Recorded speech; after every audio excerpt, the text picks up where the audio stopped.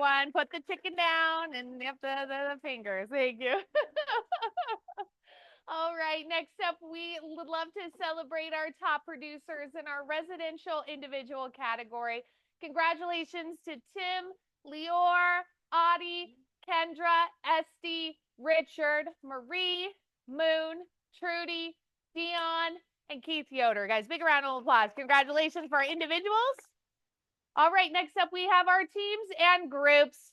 Congratulations to the Dunn team, Iconic Collective, Emil team, Minusian Group, the Green team, Live Distinctively, SC Home Group, Shannon Jones team, and Van Wig and Associates. Round of applause. All right, who in here is a mentee? Okay, good. I'd love to see a little bit of your hands.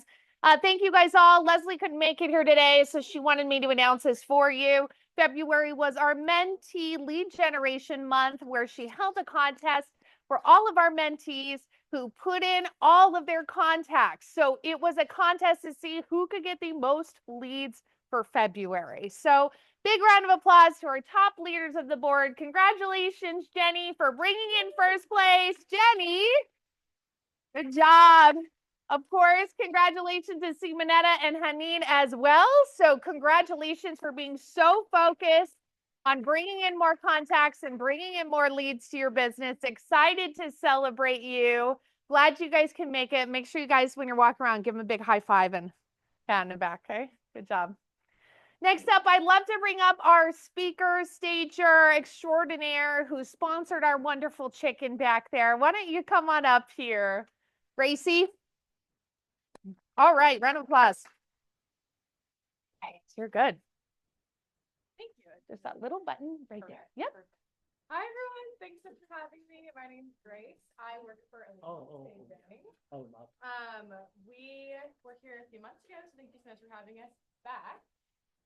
And yes, I was born and raised in Orange County, actually, but our office is in LA, so I cover both territories. So if you ever need staging, I'm your girl. So a bit about us. We've been in business for 15 years. We have over 15,000 homes staged to date and 125 homes staged currently. We run about 5 trucks a day. Before I jump into more, how many of you guys have worked with a stager before? A few of us. Okay. So this is quick stats on staging. For every $100 you invest, you can expect a $400 return. And also professionally staged homes sell 5% higher and 70% faster than time-staged home. A quick fun story on this. I did a presentation at the KW Irvine office back in September, and a realtor ended up sitting in the back and afterwards gave me a call and said, hey, I just inquired into listing in Laguna. It's been on the market for 9 months, and the new realtor, I think staging could benefit this house.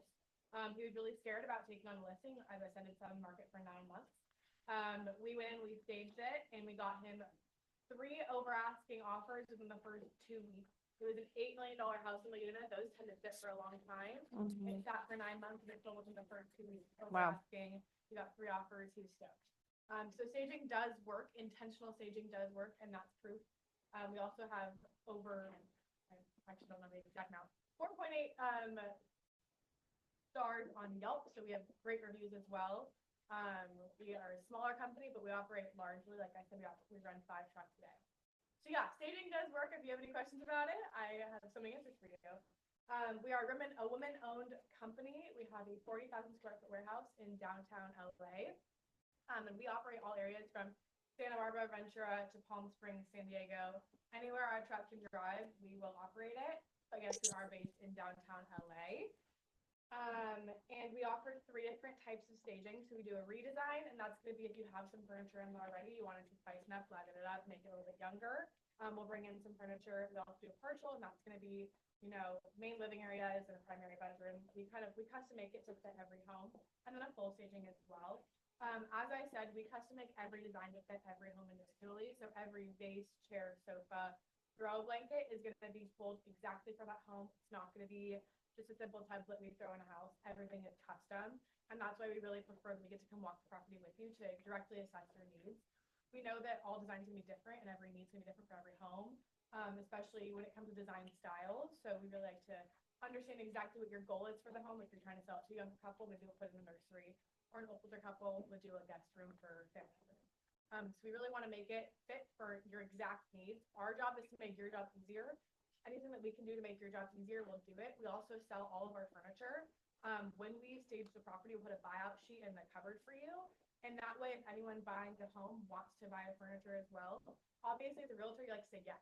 So if they ask you, can I buy this one? You can say yes. Your buyer is even more happy. And so we also sell all of our furniture. Our CEO goes down and travels all over the world to pull furniture for our company. So it's not just IKEA. It's going to be from all over the world, and it's beautiful. It's pristine.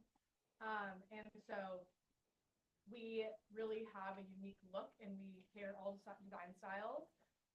And so buying our furniture is not just going to be the old stuff. It's going to be great, brand new, most of the time, top of the line stuff. And we'll give you a good discount on it as well. So yeah, I know that staging is expensive, and it's not always going to be the easiest thing to sell your client. Hey, I think you should spend an extra, $5 to $20 grand on staging your home. And so anything that I can do to make your job easier, if you may talk to your client for you, whatever I can do, just to help the process along, let me know. Like I said, I'm your rep. I'm in the area, but we also have a large team of people that have been in design for 20 plus years. So we've got a range of people that are just here and willing to help you. I think somewhere in here. Oh yeah, this is more of a modern organic style that we went with. I personally love modern organic. It's our top seller right now, especially in these coastal cities. It's going to look the best. It's not a coastal look. It's going to be more modern, but it's young enough that it feels a bit coastal with the natural woods and the light. We also like to add in texture that makes the place feel a bit more homey and less sterile. When you're selling at home, you don't want anything to get sterile. Yep, there's more modern coastal wood. Okay, so here's my QR code. You can scan it. It'll take you directly to a link tree, and you'll hit that button. And then on there, it'll be my contact information, our website, a presentation I put together, and a few other things, or Instagram. So if you ever want to connect with me, you can stand here. Yes, I have a question. Yeah, sorry, I may have not heard you say this, but when is the payment due for the staging? Yes, so the fun part. Okay, so we offer 60 and 90-day contracts. We usually recommend 90 days because if your project, if you send it for 60 days and ends up going into 90 days, it's going to be more expensive. So we typically recommend a 90-day contract. The way our company works is we'll come off the property with you. We'll have a quote to you the same day. And then we'll typically right now we're booking about 2 to 3 weeks out. Depends on the busier months. In a few months, we'll probably be booking about a month out. You'll accept the quote should you choose to move forward. Hopefully you do. And then we'll send a payment link over. Once payment's completed, that's when we start the design process. So we do need all payment completed up front. Typically, if you're paying a few weeks out, then we can schedule a few payments in before the actual initial staging. But we do need all payment up front, and the way to secure your install date is by paying. We'll place a hold on the calendar for you if you say, I need this last spot you have next week. We'll place a hold for you, but we can only secure that actual date with payment. Good question. So the payment's due up front? Yes. Okay. Great. Any other ones? Good question. Yes. You do a stage that's owner-occupied. That's owner-occupied? Yes, there is going to be a security deposit. It's going to be fully refundable upon pickup. But we just do it for quality purposes. And then once everything's gone through a quality check, then we charge back. That is also helpful to have a security deposit. Just because it's not really, that you're getting your furniture, quality check. Also about buyouts that I forgot to mention, we do a lot of them. So because of that, it's wonderful because we have to replenish. So we're constantly getting brand new furniture. Our CEO is on the phone today in the office, ordering a bunch of events that are coming in. So we're constantly getting brand new inventory because it's constantly selling. So a lot of our stuff is brand new updates. That's great. All right. Thank you very much. She's going to be around here. Thank you again. If you guys have any more questions, please reach out. Very important to have that conversation about staging. As we know, it really makes a difference when it comes to the sales price in lots of cases. Let's celebrate Tim Matchka ×2. We've got Ashley, Live Distinctively. I know, Tim is crushing it. Yes. Trudy, Chanel, Sean, Dinos, Donna Harmon ×2, Leslie, Heidi and Leslie team ×3. There you go. Shannon Jones theme, live distinctively, and Brandy Adair. What does that equal? 11,419,840 in total volume. That's phenomenal, everyone. Let's take a look at the listings for this week. Allison Van Wyck, 4738 Hayter Avenue in Lakewood, listed for $860, 3-bed, 1.5 bath. Allison has another listing on Whitewood 5922 Lakewood. It's listed at $799.9, 3-bed, 1 bath. You want to pitch your listing? Where are you? I know she was here earlier. Nope. Okay, she just said. Anyways, Heidi and Leslie team have a listing 20271 Seal Point unit number 104 in Huntington Beach. It's listed for $760 and it's a 2-bed, 2-bath. Stephanie has a new listing. Welcome to the office, Stephanie. We're going to greet her next week. 3525 Nash Street in Riverside. It's listed for $569, 3-bed, 2-bath. You want to pitch your listing, Kim and Tyler? I know you guys are here. Hi. Kimberly Mangan. Can you hear me? Am I using this right? Yeah, it's just for the Zoom. You don't need to speak into it. Just have it near you. You're fine. Yep, Okay. you're good. You're good. All right. One's good. Hi, everybody. Kimberly Mangan with Team Mangan, which is Tyler and I. And we have this absolutely spectacular condominium downtown Long Beach, right on Ocean in the iconic Aqua Towers. It's 2,330 square feet, so it's huge. It has 3 bedrooms. All of them are en suites. It has then a 4th bathroom. Has these 2, like you can use them flex rooms, family room, living room, whatever, on top of each other, and they're about 20 by 15. You look at downtown all the way to the San Gabriels. Has 2 deeded garage spaces. One actually has a garage door on it, and HOA 893. And I think that's about all the information you need right now, although there are flyers all over the place. Oh, and it's 1,450,000. Awesome. Congratulations. Beautiful view. Danielle Mansfeld has a listing 115 North Louise Drive in Anaheim. It's 665 listed, 4-bed, 1 and 2.5 baths. Dinos, you want to talk about your listing? Dinos? No, I know he was here earlier. Dinos has a new lease opportunity in Naples, in Island Hope. You guys can talk more about it. 3-bed bedrooms plus a den, 3 baths, beautiful in Alamitos Bay, right near there. So please reach out to Dinos if you guys have any more questions on how to get that lease opportunity for your clients. All right, opening up to the room, listing pitches, buyer needs. What do you guys have? Tim. Hi, everybody. I've got 2 price reductions. My listing at 3603 East Hungerford in Long Beach, 90805. It's a 2-bedder, 1-bath with a big bonus room that's currently being used as a 3rd bedroom. We just reduced the price to $799.9. It's got a big backyard, has a new roof, new AC. Definitely a nice opportunity if you want to put an ADU in the backyard there.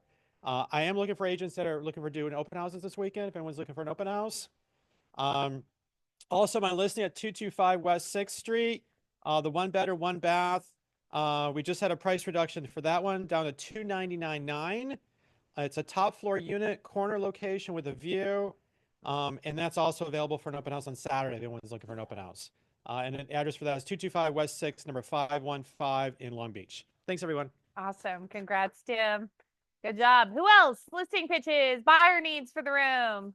We have 3 listings hitting the market this month, and one of them hitting probably this week. So 12702 Bluefield in La Mirada, single family home, 2,400 square feet, 4-bedroom, 2-bath. A little bit of a fixer upper. It's going to be priced probably in the low 900s. And that'll hit the market second half of April. 1117 North Alexandria Triplex. One of the units agreed to cash for keys. They're trying to get the other 2 units out, so it could be delivered completely vacant. $1,099,000 is our list price. And then 4125 South Figueroa, small condo, 1-bedroom, 1-bath in South LA, 547 square feet, $320 is the list price. Alexandria. It's a little south of Hollywood, near Santa Monica. Hey, congrats, Richard. And Veritas Group is a good one. Who else? Have fun. Anyone? Listing pitches, buyer needs? All right, moving on.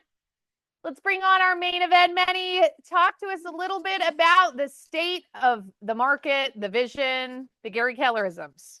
Manny. It's not a little bit, it's a lot of bit. I stole someone's water, I apologize.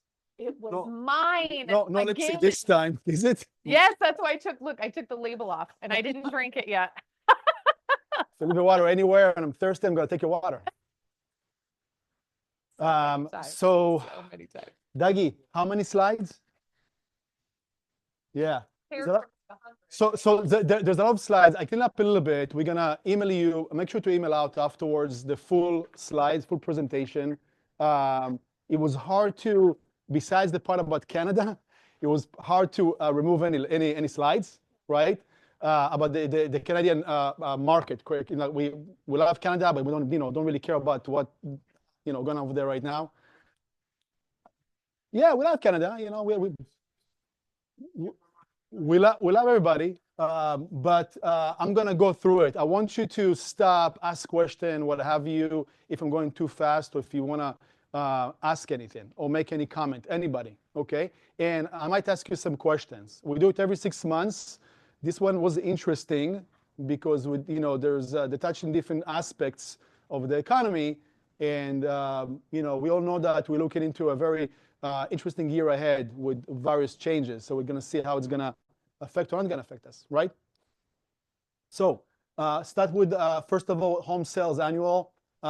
This is the projected for this year to end number of sales. This is 4.2 million. If you can see, the projection is to finish better than what 2024 used to be. Okay, raise your hand if you think that 2024 was the best year ever. Okay, I love you, Richard. Local market, but generally it wasn't the best market ever, right?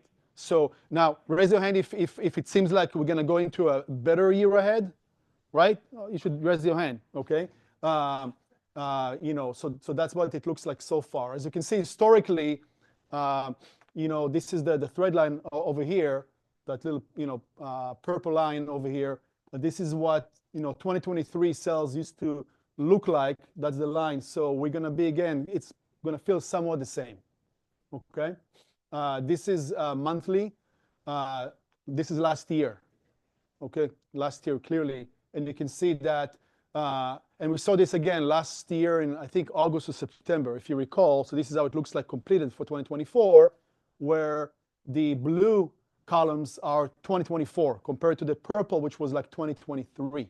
All right, very similar years to some extent, but we did finished up the last few months with a higher note in those few months. Okay, home prices. This is always a good one to understand where we're going. That's when's the best time to buy, best time to sell, right? Was always yesterday. If you look, if you're following that thread line, you'll see that it's like historically in the stock market, there was never like a going down, right? It's always slowly crippling up. The difference over here is what you're going to see, the projection for 418. This is, of course, a median price nationwide, but you'll see that the projections are about 10% above the trend line. Okay, what's the trend line? 4%. 4%, which stands for what? What's 4%? Annual what? Appreciation, right? That's like in a healthy, boring market. They want to see homes going up in value by about 4%.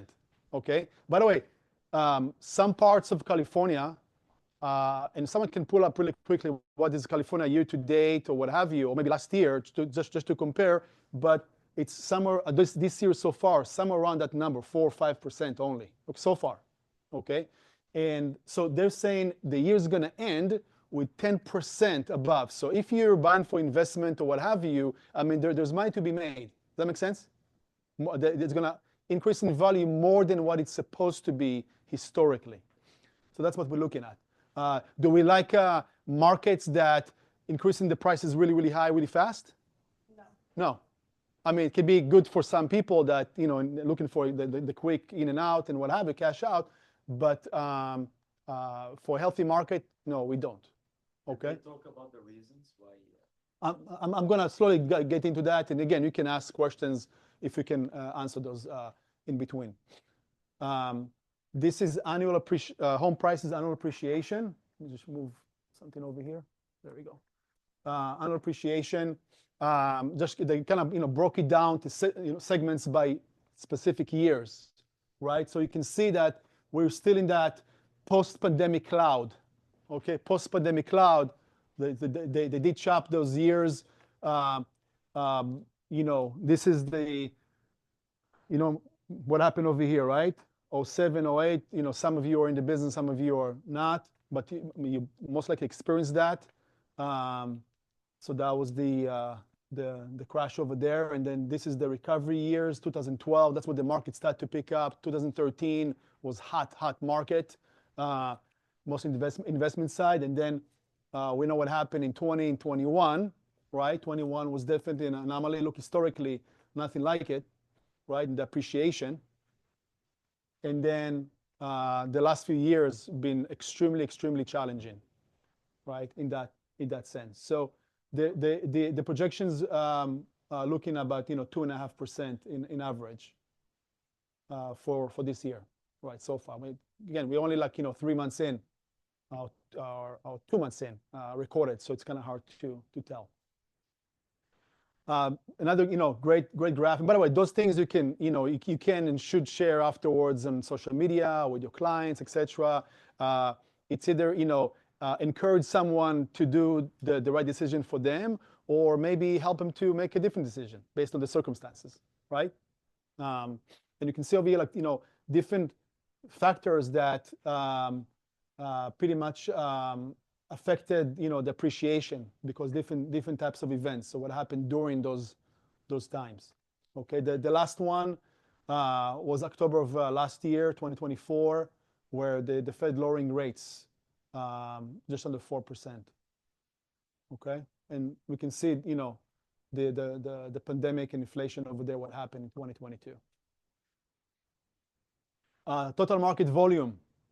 All right, so you can clearly see, I mean, historically, that we are currently still looking at the highest number of licensed people in the US.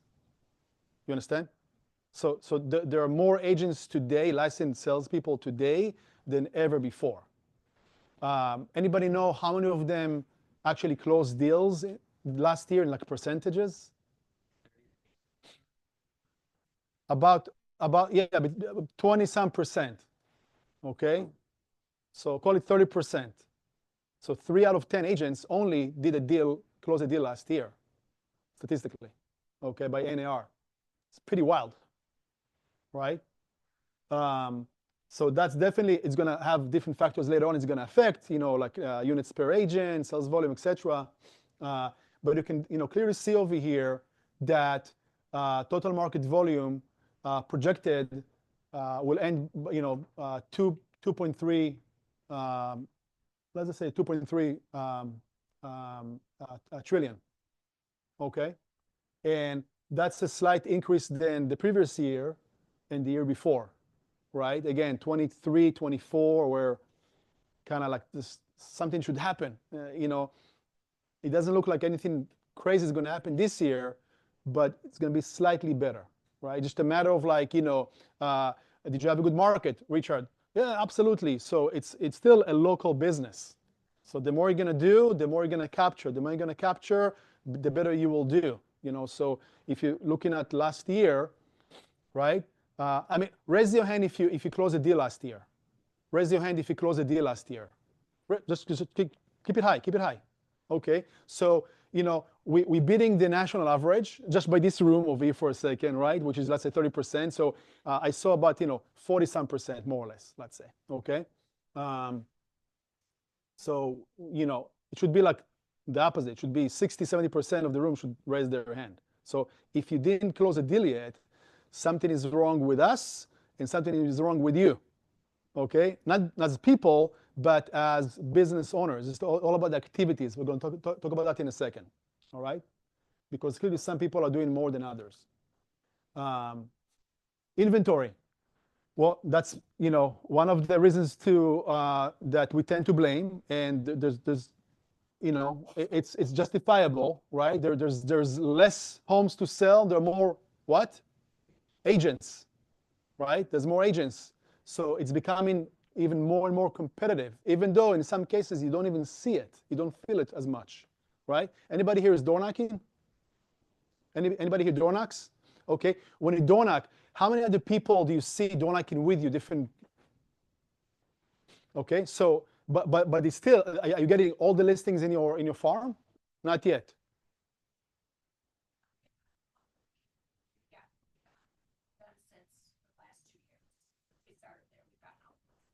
In your farm, all the listings. Okay. Good job. Good job. So, but my point is, like, you're not gonna see traffic of people running and like it's seamless, even though there's really hefty competition. With that being said, I'm telling you, the last 2 years, what happened to people, as salespeople, realtors? What happened to us? We became what? Complacent, numb, right?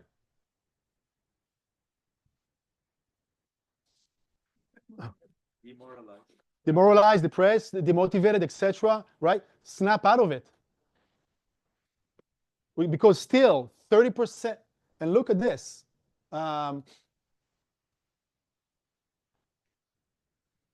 $2.2 trillion sold, volume sold last year. Anybody here did something close to that? Well, I'm just making a joke. My point is there was a lot of business made, but only 30% of the population, agent population, actually did that business. You follow me? So snap out of it, because this year we are looking into slightly more inventory. Okay? 3.7. 3.7 versus 3.1 of last year. So there's a little bit more to be grabbed on, achieved, whatever you want to call it. But to be demotivated, and I'm just making a point. I mean, we all feel that for sure. We have to have better habits, right? Because habits always supersede what? Well, they lead to results, but they supersede what? Emotions, feelings, weather, traffic, all of the A to Z, whatever excuses we can find. But habits, right? So if you're waking up and you do what you need to do, you're gonna get your fair share. And there's more to be achieved this year, better than last year. Okay, based on the prediction. Yes. Residential. Yeah, including 1 to 4. Okay, because they do consider them as residential, 1 to 4 units. Okay. Mortgage rates, lenders in the room. Prediction for this year is still to be in the 6s. Okay. But predictions are only predictions. Nobody can really tell us what it's going to look like. We have no idea. I mean, hopefully it's going to be as closer to the low 6s as possible. Not too fast is okay, slowly but surely, because what is the healthiest market to be in what interest rate? High 5s. Ask every lender, like 5.8, 5.9, 5.7, maybe the lowest. That's a healthy, affordable money to be moved. Okay, so 6.5, it's still better than what we currently have. So it's not bad, but still not the optimal magic number. Okay. This is shows like a monthly breakdown. Throughout the years, as you can see, and we're still like in the higher spectrum of the rates. since 2015. Spoke about it last time as well, so it's still, still consistent. What it shows you that, excuse me, over here is that 70% of mortgage holders in the United States have rates of 5% or less. 5% or less. So that helps to, well, that doesn't, I mean, it was like help, it doesn't help. That doesn't help really to motivate people to move, right? What's the exchange? Like higher rate? That doesn't make any sense, right? Even though you can always buy down the rate, so you do have options. It's a numbers game, or it's a motivation game. Like we'll talk about baby boomers, etc. afterwards. So do you really wanna get a mortgage if you're 80 years old for, or 80 plus for 30 years? I think Kevin spoke about it last time, right? So, but the question is like, how do you overcome that? Because you still have factors that people will have to move, buy or sell, whatever, based on life events, for example, right? The different circumstances. So this is just something that is good to know, but shouldn't be a reason why I shouldn't do, what I need to do, okay? Affordability, as you can see, the blue line, that's the historical average, which is about 27%. We're not that far off from the historical average. We, as of last year, 32%. Okay, so it means that from a household income, individual, family, etc., is how much money from that household you need to allocate towards real estate, right? That's the affordability spectrum, and it's only 32%. If you look at the 80s, half of your household income would go to own a house, right? It's a big difference, right? It's a big difference. So that's where we're at right now. Still a healthy place to be, but could be better, like we've seen in previous years.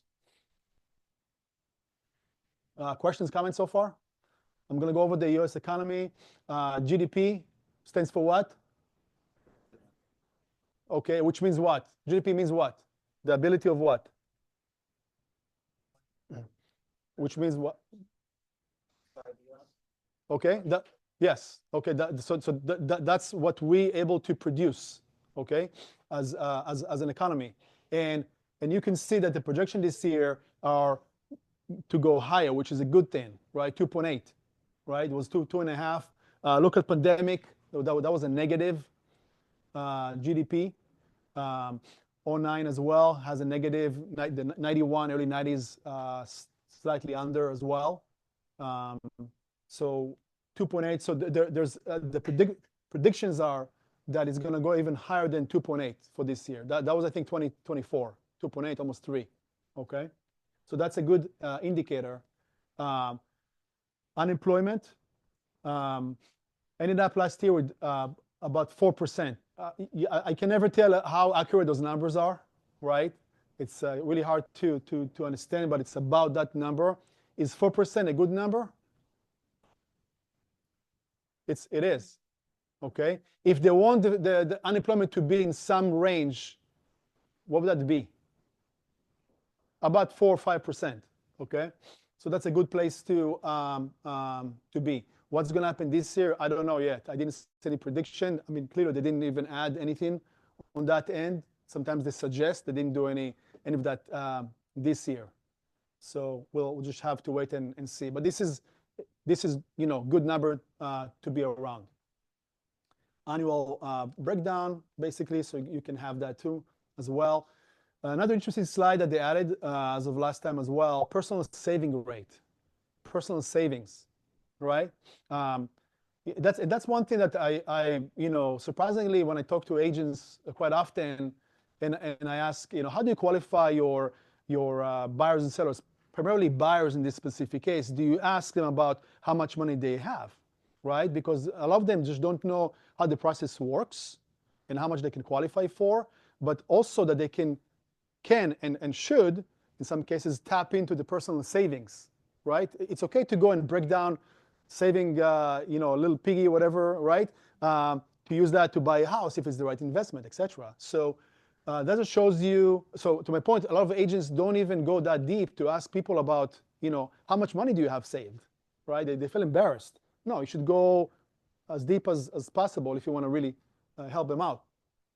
You can see over here, I'm just going to point this one out. This is the 2021. Look what happened over here, right? 11%, almost the highest that it ever been since 1973. I'm not sure what happened over there. I wasn't around here and in general. But if anybody remember what happened over there, please date yourself and let us know. But you can definitely see that there was different circumstances in 2021. Okay. Currently, or as of last year, we are about almost, let's say, 4%. Okay, personal saving rate 4%, and the average since 2000 is about 5%, 5.2. So we we're under. You follow me? So there's a room to improve over there, clearly. Now, that can be a few factors that will, affect people's ability or lack of ability to save, such as what? What's cost of goods, inflation. yeah. I mean, if you read between the slides, it's probably mostly that. Okay, because unemployment is actually pretty good. So we cannot say it's because we're right now in in 2020 or 2010, 11, whatever, when the unemployment was like crazy. So a lot of people just not they don't have a job, no income, they cannot save. Slightly different. So it's going to be most likely cost of goods, etc. Right? It's linked to the credit card debt being at an all-time high as well. Yeah, 100%. Yeah. I'm not sure if we have that slide over there as well. Inflation, so we spoke about that. We definitely remember what happened during the pandemic. That wasn't pretty. Okay, and it shows you all the way back to the 90s. Okay, so the spike over there, 7% inflation. We definitely remember that. And look at what they're saying right now. 24, we ended with CPI of 2.9, almost 3. This is including energy and food. The difference, the yellow line is including energy and food, and the blue line is without energy and food.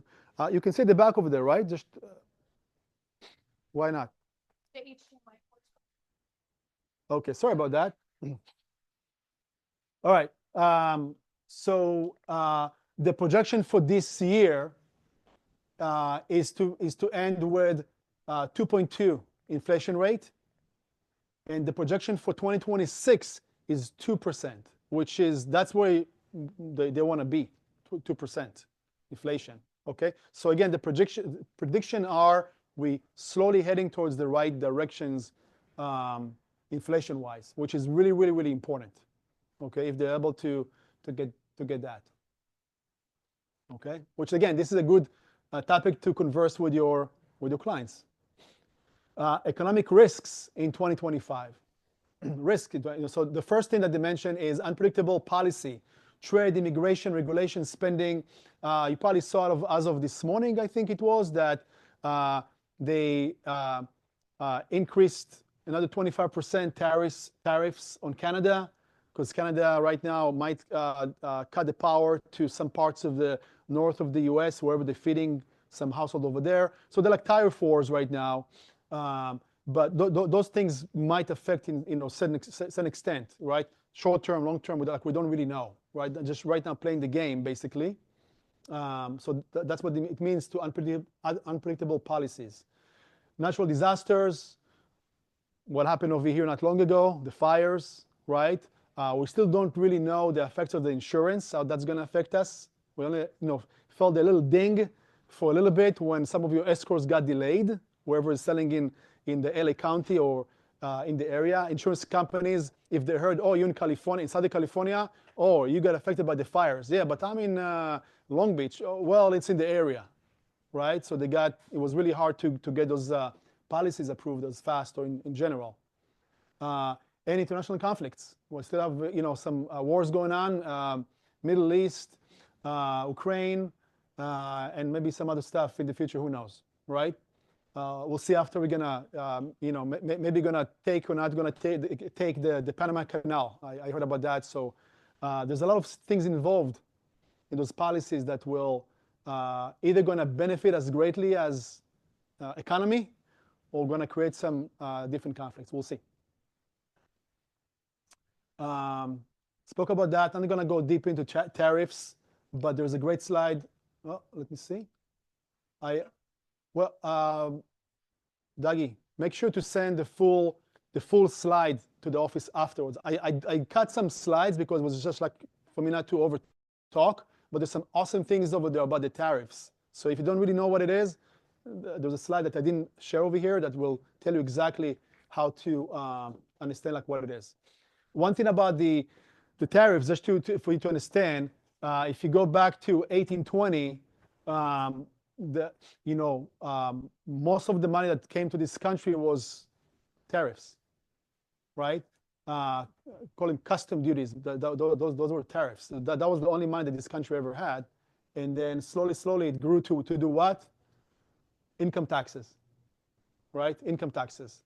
So we fund the country mostly by still income taxes. And partially, social, insurance, retirement, etc. So that was interesting to see, like historically how that works when it comes to, where our money goes and how the economy kind of moves in a sense based on how it's been funded, right?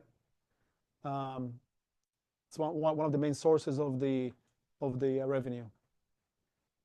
Let's talk about the agents, like in general. This is US, nationwide, sites per agents. As I mentioned, as you can see, the last 10 years, over 10 years, since 2013 until 2024, NAR added 456,000 new licensees, right?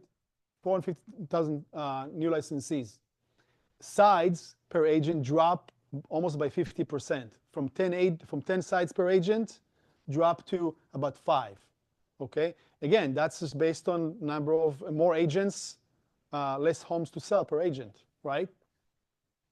And the prediction this year is slight growth on that from 5.4 sides to 5.8 sides. Call it from 5 deals to 6 deals. Okay, in average. You definitely want to be, let's say, on par with the statistics. So your goal this year is to close at least 5 deals, or if you're a top producer, figure out, what percentage you want to, beat yourself from the previous year. Like, what is it? 25 more percent, 10% more, 50% more, 100% more, right? It's all just about numbers and systems. But again, the good news is that they're predicting more sides per agents this year. This is volume per agent, okay, volume of sales. So the national average as of last year was just under 3 million. Okay, 3 million. It's not about units, it's about volume. It could be 1 deal, can be 10 deals. If you do the average of 5 deals, do the math, 3 million divided by 5, what you're gonna get, that's maybe the average of sales. But the prediction over here that it's gonna grow higher, okay? Actually, sorry, there's no prediction. This is 2024, I apologize. So you can see that it ended up with about almost 3 million last year. I say it's gonna grow because they're predicting like more units per agent. Listings with price drop, that's a new listing percentage. So they also have January of this year. Look at the numbers over there, how it grows. January 2023, 9% of the listing experienced price drop. January 2024, okay, last year, January, 22%. This year, 31%. Okay, 3 out of 10 listings experiencing price drop. Look at those numbers. Look at the last 6 months. Okay, more or less. So definitely like that's why, you're looking at the shifting market. You can definitely tell by the price adjustments over there, right? We don't have the last month, but that's another good indicator. New listings that we're taking, we're somewhere, so as of January of 2025, this year, 406,000 new listings. So somewhere like, in the average of last year, more or less, as we can see. Distressed sales, still non-existent really.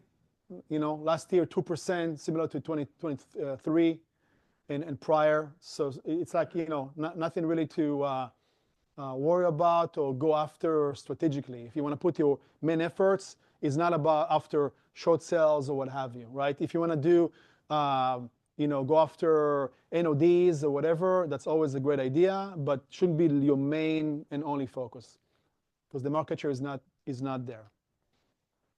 Underwater homes, somewhat similar.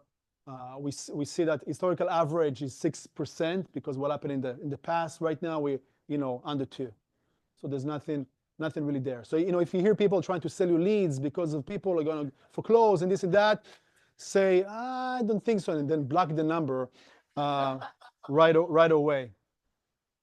New home starts. You can see that the long-term average is about 1,000 homes. Long-term average is about 1,000 homes. And last year we ended just under 1,000, and this year the prediction about just close to 1,000. So that's actually pretty good. Okay, pretty good. When it comes to new homes, that's encouraging. New home sales, the long-term average is 650. We finished last year with 683. Okay, this is in thousand, 683,000. So those are good numbers that people are actually tapping into because it's going to create more new inventory, right? Home insurances, home insurance. Look at the spike over there, right? So the average year-over-year increase is 2.2%.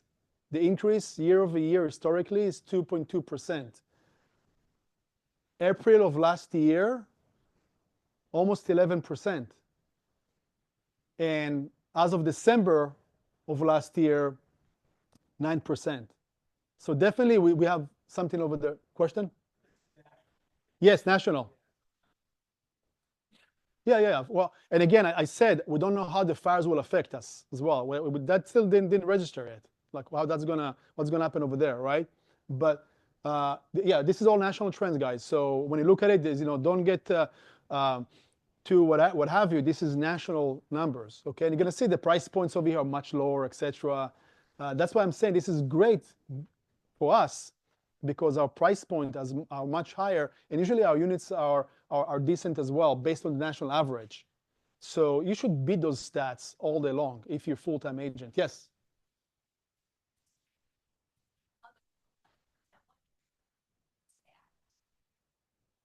(2003). Yeah, 2003.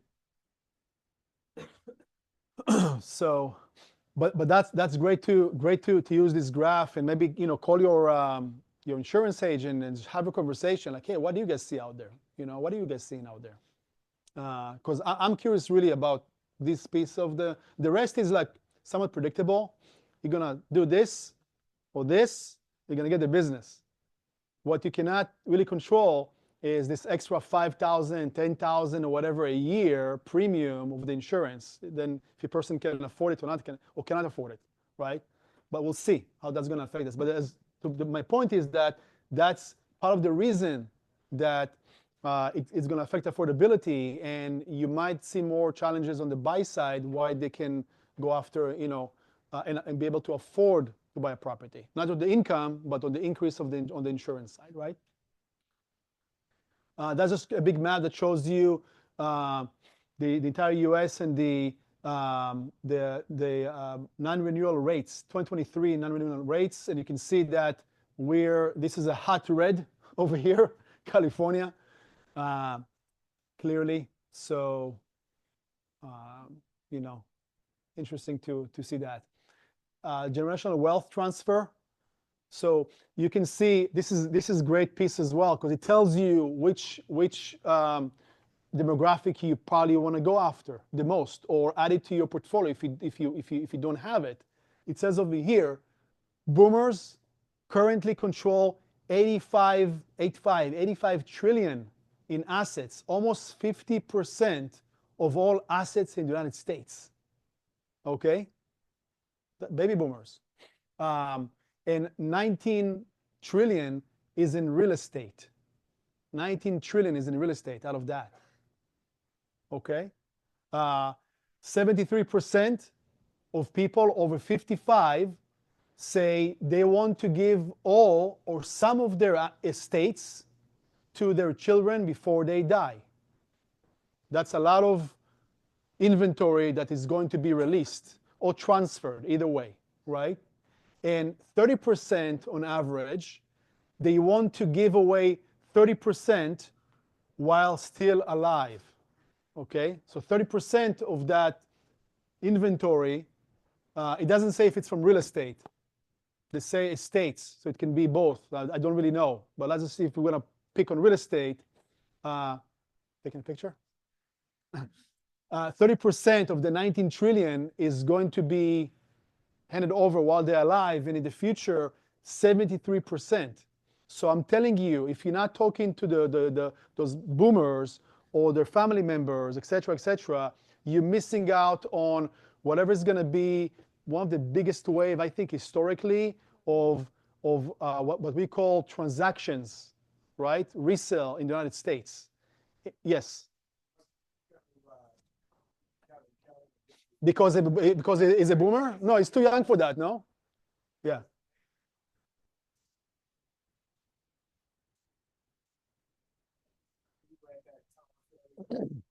Yes.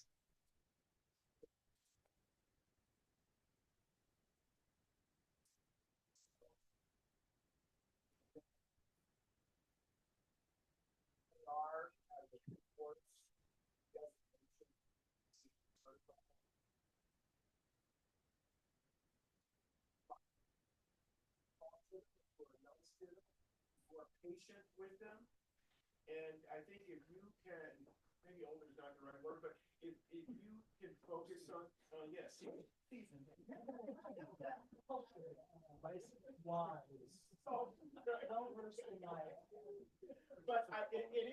the market, right? I mean, and it doesn't. You don't have to necessarily match it in terms of your generation. You can still appeal to it even if you're 35 or 40, right? It is the market, man, and I think going after it is the thing you do. And you know, to get designation for designation's sake, it sometimes it's going to be like, what's the point? In this specific case, I think it's on point. And go to CER, NER, see what it costs. It's partially sponsored. It shouldn't cost more than, I don't know, a couple of hundreds, even if. And if that's what you want to go after, just get it. It just validate your intentions, right? Not even about expertise. Like with time, you're becoming more relatable with the circumstances, but that's a good start. Again, those are big numbers, so I'm telling you, you should go after that. If you don't feel relatable to that kind of population for whatever reason, team up with someone who might be or already does it. Okay, two are better than one all day long. The 30% says there's opportunity now, right? That there might be some people wanting to liquidate their assets to right be able now. to then get right now. They might want to move into something that's a rental, something that's going to lower their payment.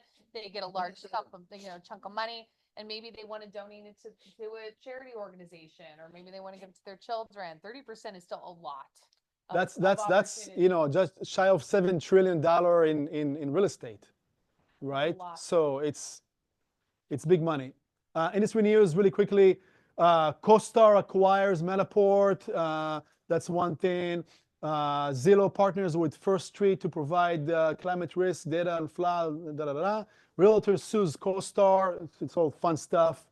Accessing sensitive information and trade secrets. Redfin signed up a $100 million deal with Zillow. Not sure if you heard. Redfin is about to be acquired by Rocket Mortgage. Rocket Mortgage is being sued by the DOJ for fraud. It's not on those lines, but it's between. Tech providers are leveraging article. So there's a lot, my point over here, there's a lot of stuff happening, moving, shaking, whatever. It's always good to know what's trending. Okay, with that, habits. No matter what's happening, wake up in the morning, do your 3 to 5 hours money making activities, and then go back to do whatever else that you feel like doing, right? And then first time home buyers, look at the drop over there, right? Last year 24% only. We know the rates definitely affected that, affordability to some extent, etc. Primary reason for purchasing a home, the 22% as of last year is desire to own a home, and then in order to be closer to friends and family, and people needed like a bigger house. Those are the top three reasons, right? So if you promoting yourself to some extent, and you're sending letters or social media, etc., ask those questions. You're dreaming about owning a home. Are you looking to be closer to your friends and family, or to have a bigger house? Call me, right? Just use the main factors, because those are the main percentages why people buy a house, versus you going after someone who, looking for those numbers or what have you, right? Go for the whatever works. First steps in a buying process, 43% as of last year, increase than year before. I looked online for properties for sale, okay? And then 21% reach out to an agent. So if you're working with the buyers, one of the first things you tell them initially is encourage them to search online as well. And if they see something that they like, send it to you, because you have access to systems that they don't have, and you can get them more information. Don't discourage people from going online, because that's the main source of business. They're going to go anyways. Does that make sense? If you combine, it's together about 54% why they're going to work with you, right? So that's a key right there. Information sources buyer use, 86%. Agent, okay, so even if they're going to go to whatever's a resource, the majority are going to end up with you. So make sure that you are available for them as well. And as you can see, the rest are other resources about houses using a cell phone device, open houses, online video site, yard signs, etc. Where buyers found the home they purchased, the majority are over 51% online on the internet, and then about 30% through an agent. Okay, combine the two, you are gonna rule the buyer's market in that sense, right? So definitely encourage them. Of course, if you also have a website, different kind of tools, then you're gonna give them better access. Value of website features, make sure every time you publish something online, if it's through on your website, MLS or what have you, make sure that the main factor is detailed property information. Okay, that's the most useful information that people are looking at. So don't do like a one-liners. Use ChatGPT to expand and kind of sharpen your description. She'll do a great job for you. Pictures, 83%. This is the highest number, right? That people say like the most useful. So don't use your iPhone 16 or 16E or whatever the brand new is. It's a great phone, but hire a professional to do it, unless you are also a professional photographer, right? Do a drone, do the whole thing above, because that's the most useful piece of info that they're looking at. Floor plans, surprisingly, because it used to be much lower, 57%. And you can go on the app or online on the website to, for example, Home Depot. They offer those kind of services, floor plan services. They'll come to the house, they'll measure, create a map, and and it's very affordable. Look into that, Home Depot, right? They'll do that. So I encourage you to to add one of those images on the pictures that you do for your listings, floor plan, because people just love to use that as well as a reference. Okay, other factors as well. What buyers want from their agent, almost 50%. Help finding the right home to purchase. Sounds about right? right? Nothing more, nothing less. There's other pieces over there, but it's mostly just help me to find the house that I want. So your job, first and foremost, is to ask them all the questions about what are you looking for, okay? Not what you think is best for them, what are they looking for? And then you're gonna help him to find just that. How buyers found their agent, about 40% as of last year, referred by a friend, neighbor, or relative, or that someone's friend or relative. Okay, that's why it's really important to work the SOI, sphere of influence, and always, always, always ask for referrals. Who else do you know? No, do you know anybody? Yes, no? Who else do you know? Who can you think of that I can reach out as well to help them as much as I helped you to buy, sell, or invest, or rent? Okay. Buyer interviews, 75% of the buyers last year spoke only to one agent. It was you because you're in front of them. It wasn't you because you didn't do the open house, because you didn't follow up with them, you didn't spoke to a renter to understand their ability to maybe buy a house. 75%, that's almost guaranteed for every buyer you talk to, end up with selling them a house, right? And most important factors for buyers, 21% lean on your experience, and then on your honesty and how trustworthy you are, and reputation. If you don't have any of that, it's because you think you don't have it, but you do. Carry past life, past your job, past whatever, right? If you spend years in the house with your kids or whatever, well, you did something right, bring that effort, and that's part of your resume. If you still have issues to believe yourself that you have all of that, partner up with someone who has it. Okay, it's called a mentor, it's called a team, and we have those options for you as well. But that's what people are looking at. Okay, so when you redo your bio, you go to ChatGPT, she's going to help you out in 2 seconds. Make sure to add those keywords part of your bio. You follow me? Okay, because that's what people are looking for. Manny, I just want to point out on that slide, sorry, one of the things that was brought up was, does anyone ever have the feeling that you need to be 100% accessible, that your clients need to have 100% access? Look at how important of a factor that really is in the grand scheme of service, 4%, right? And that's with the help of technology. So I know Gary had talked about that opportunity there of saying it's about building the life that we're working and we're building a career every day, that we have a system and a model, but we're also protecting that personal time for ourselves and leveraging technology as much as we can. It's not as important to buyers as you may think. Thank you, Halley. A quick overview about the seller side. House sellers found their agent, 38%. Same thing as buyers, referral, friends, or you are someone's friend, family, etc. Same thing. It's the same game over here, buyer seller side. 20% used agent previously.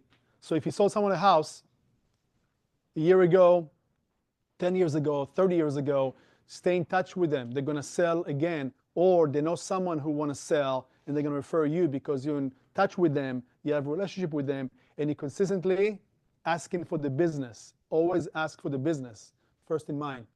Okay? Seller interviews, it's even higher than the buyers. 81% spoke only to one agent. Only one. So think about this, like if you, anywhere you go, you look around you, is who can I build a relationship with? One of them might be a seller. It's enough of you to talk to this person anywhere. 80% chances that you're going to sell the house. 81%. It's just, again, put yourself in front of people. That's all it takes, right? What sellers want from their agent? 22% help seller market home to potential buyers. Okay, so put on your bio, on your resume, and on your presentations and whatever, or your website, your business cards, whatever, marketing specialist, because you are a marketer as well. You're putting on your social media, you're taking pictures, doing this, doing that. You are a marketing specialist. It's part of what you want, what you do, and that's what they want from you. Number one. Number two, help price the home in a way that it's going to sell. Now, it's not about what they want to hear. It's about how it's going to sell fast, competitive. So if you're able to explain to them what is a competitive pricing or marketing price versus what is it going to sell for, you're one step ahead. Because you want to avoid, it's too far to go back, but you want to avoid the cloud of how many listings are experiencing price drop. Okay? And it's not that hard to beat the 30% um, inventory that was experienced like price reduction. Remember last year, all my monthly overviews, 30%, 30%, 30%. So you just need to be a bit more assertive. And you know what? If someone is asking you to enter to that statistics, you still have a choice if you want to be part of that statistics that you're spending the money, the time, the efforts, reputation, and it's not going to end up selling. Or maybe it's going to sell, maybe. But you're going to be so stressed out. And in that time frame, you lost so much out of the business because you're obsessed about this one thing. You follow me? Does that make sense? So make sure to be up there in that sense. And that's definitely complementing the number 3 factor, which is help to sell the home with specific time frame. Always, always, always under promise and over deliver. Okay, and that definitely will be up there with the right pricing. Method used to sell a house: 90% use a listing agent. Okay, it's more than last year and year before. 90% use an agent. So we are the best source to help homeowners to sell their homes. Okay, at least in the last 3 years. Incentives are offered to. This is interesting as well. Brand new slide. Since those incentives changes in the regulation and the rules, etc. Incentives offered to attract buyers by the sellers. 76% of the sellers offered nothing last year. No incentives, no special incentives. They did offer assistance with closing costs, pay for home warranty policies, credit towards repairs, etc. The traditional ones. But nobody offered the 76%, anything unusual.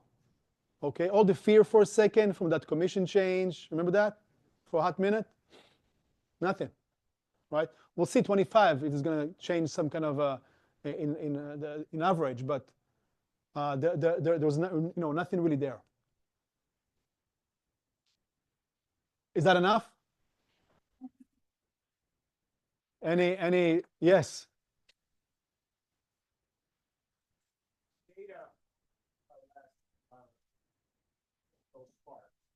Mm-hmm. And if you check the 4 counties that I think we service, Halley.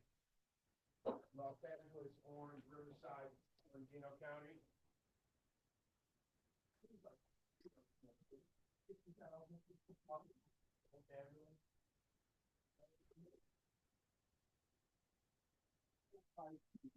therefore, our average company,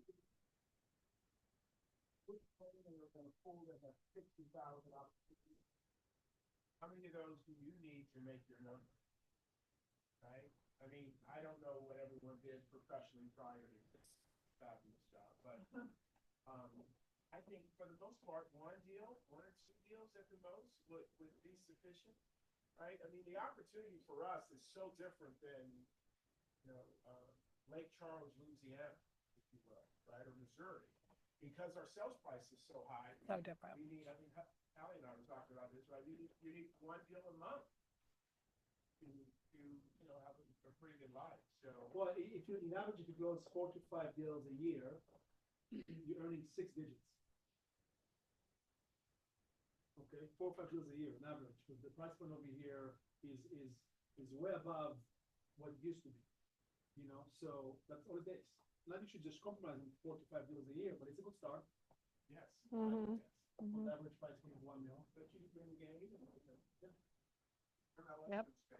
Yeah, keep your dues paid. Stelios is going to come and present at the beginning of this next meeting, you guys. He has some really awesome stuff to go over. 1031 exchange. Thanks, Stel. James, what do you have for us? Anything quick, and then we'll push you to the next one. I'm tell you about February's numbers, which are good, but I'm going to go to that next week because I know we have a lot of numbers to see today. And I know the only one who wants to see more numbers is Stefan right now. Figure it out next. Okay, thank you. All right. Is Christy here? Is he here? All right. Kevin, what do you got for us? Guys, if you could pass out Mario and Darian. I did bring it. I'm going to be the silver tsunami, okay? Because I'm that big. Bottom line, I brought estate planning basics. So what I'm doing at least once or twice a week right now is senior sellers seminar. I talk about Prop 19. A lawyer talks about the 4 components of a trust. We have an insurance guy, and they're in and out in an hour and a half. You guys have a great facility here.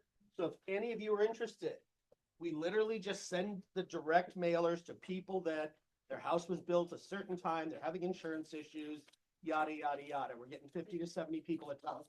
So reach out to us. Second, the numbers that were just up there are exactly accurate. We are doing about 70% of all of our business is people over a certain age. So we can dial that down for you. And the last thing, I am that guy, okay? I'm 63, I'm selling my house. So, but I couldn't list it with anyone, obviously, because look at the room, right? So I'm paying buyer concessions. So put down 232 7th Street. That is the YouTube. Yeah, it's on. Yeah. So 285 Seal Beach, 3.5 and 4 as far as breakdown. Go to 232 7th Street on YouTube and you'll see the video. And I'll pay you 90 grand when you sell it. So there you go. Good job. Thanks, Kevin. All right, Alex, what do you have for us? Buddy, thank you for coming out to the happy hour. We had a great time last week. I Yeah. was there. Hallie was there. Minnie was there, amongst others. We have some rates that have been pretty stable, as you can see, kind of for the last month or so that Mike and I have been up there. Up here, conventional rates in the low 6s, FHA rates in the high 5s, jumbo rates kind of mid 6s. So pretty stable rates. Jobs report came out last week, and employment rate was actually 4.1% for last month. So healthy. You know, we're expecting rates, I think, this year to stay where they are, maybe go down a little bit next year is kind of the consensus. All right. I think I just wanted to highlight Brad Jones came to me because he has a property that's listed on a street on Daisy, and it has 2 ADUs. Okay, so it's a single family with 2 ADUs. It's really, really hard to finance a property with 2 ADUs because there's no comps, right? There's not anyone else that's selling a home that has 2 ADUs. So I was able to find a couple of places that would do it. He was able to use that at his open house to say, hey, this is financeable. Give Alex a call. Another lender is actually doing the transaction. But my bigger point is that that's why we're in business. That's why the broker model is in business, to help fund the deal that is a little trickier, right? So come to me like Brad did before he listed his house for sale to know that it's possible if it has a little hair on it, if it has 2 ADUs, right? That's why we're here. And I spent probably a couple hours finding an option for him to then be able to show other agents, hey, we've done our homework. This is possible.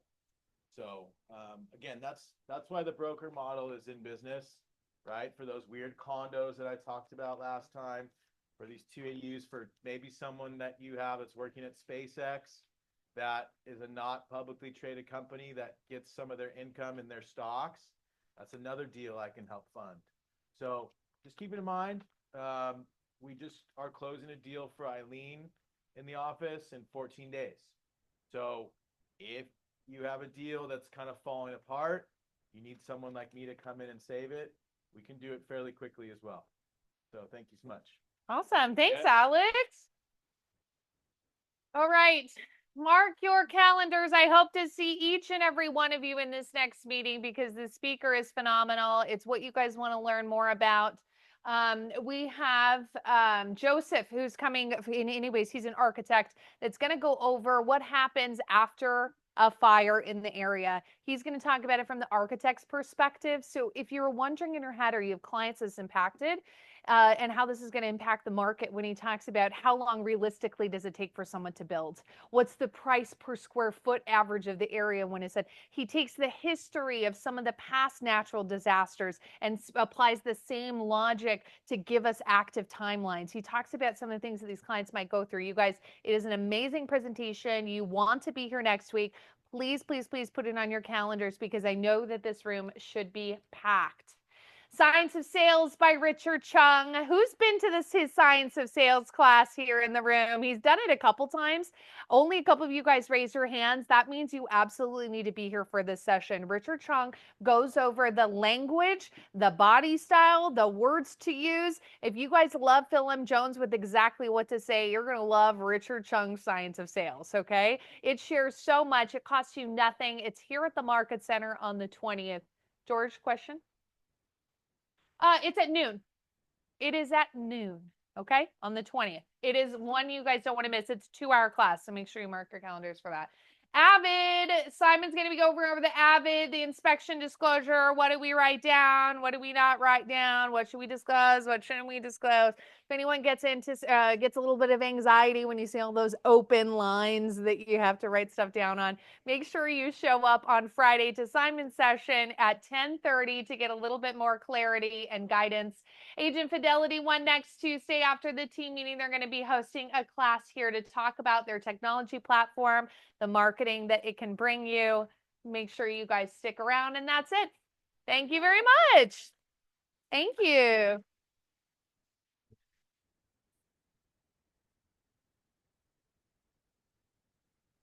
Thank you, Zoom. Thanks, Hallie. Thanks, everyone.